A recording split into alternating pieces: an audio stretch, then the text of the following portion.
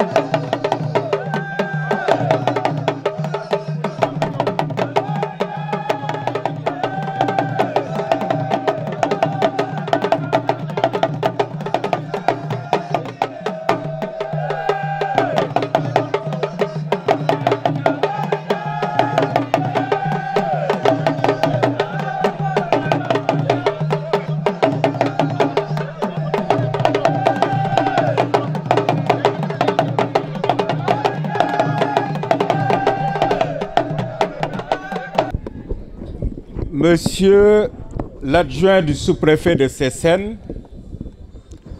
Monsieur le maire de Thiadiaye, mon ami et frère,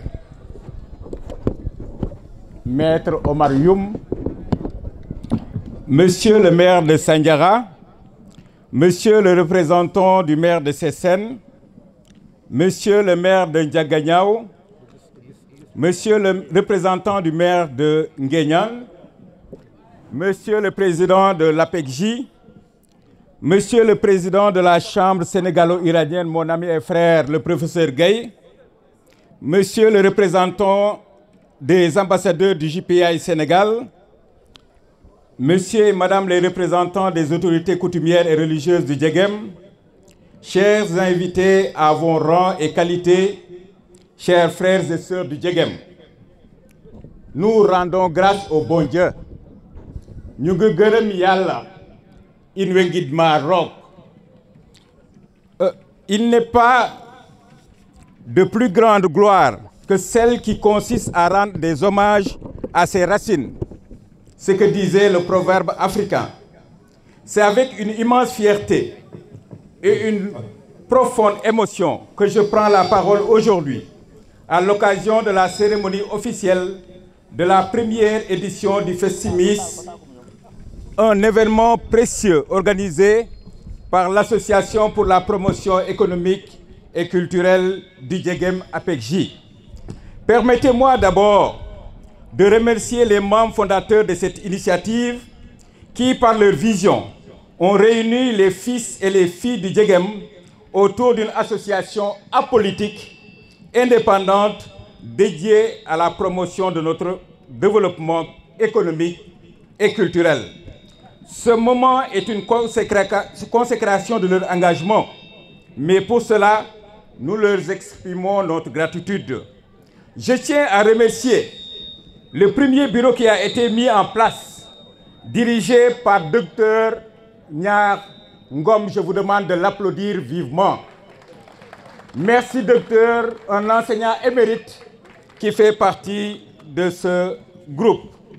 Je tiens aujourd'hui à rendre grâce au bon Dieu, car le premier bureau qui a été mis en place a été suivi par un autre bureau par des jeunes engagés. C'est pourquoi je demande vivement que vous puissiez applaudir le nouveau bureau dirigé par mon ami et frère Bassirou Ndiaye et son équipe. Le futur appartient à ceux qui croient à la beauté de leurs rêves. Je suis honoré que vous avez choisi de m'offrir le rôle du parrain de la caravane culturelle du Festimis. Soyez rassurés que nous resterons toujours à vos côtés et soutenir et porter haut vos ambitions. Monsieur et Madame, ce que nous célébrons aujourd'hui n'est pas simplement un événement festif.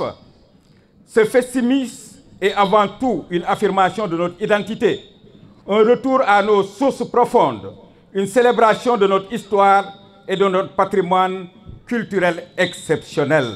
Le Djegem, cette terre de résistance, de dignité, se distingue par des caractéristiques uniques dans l'histoire du Sénégal et de l'Afrique, à savoir une terre qui n'a jamais été colonisée, une communauté sans roi, mais une organisation solide, forte, digne, un peuple de guerriers, de valeurs et de hommes de valeur. Monsieur le maire, le Djegem est une terre de refus, refus d'être soumis, refus de voir notre culture s'éteindre. Nous avons eu à garder notre autonomie face aux tumultudes de l'histoire et nos ancêtres ont résisté aux oppressions et nous sommes aujourd'hui les héritiers de ce Djegem. C'est pourquoi, chers membres du bureau, nous sommes fiers de vous et la caravane organisée dans le cadre du Festimis a démontré une fois que de plus que le Djegem est une richesse culturelle et vivante.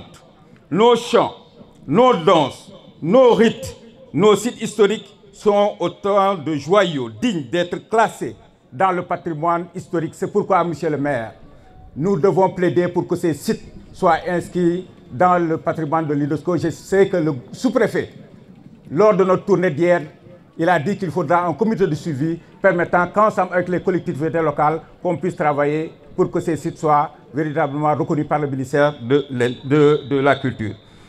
Nous sommes ce que nous pensons Ce que nous sommes résulte de nos pensées. Oui, nous devons être fiers de Djegem, fiers de notre histoire, de notre bravoure et de notre honneur. Pour terminer, Fogole Seren Mehegid Manoun. Fogole Djegem Mehegid Manoun. Association APEXJ a recueilli dans la porte de l'histoire par ce grand festival, par ce festimis. Et il nous remercie à part les artistes qui vont se produire. Au nom de tous les parrains, je vous remercie pour votre aimable attention.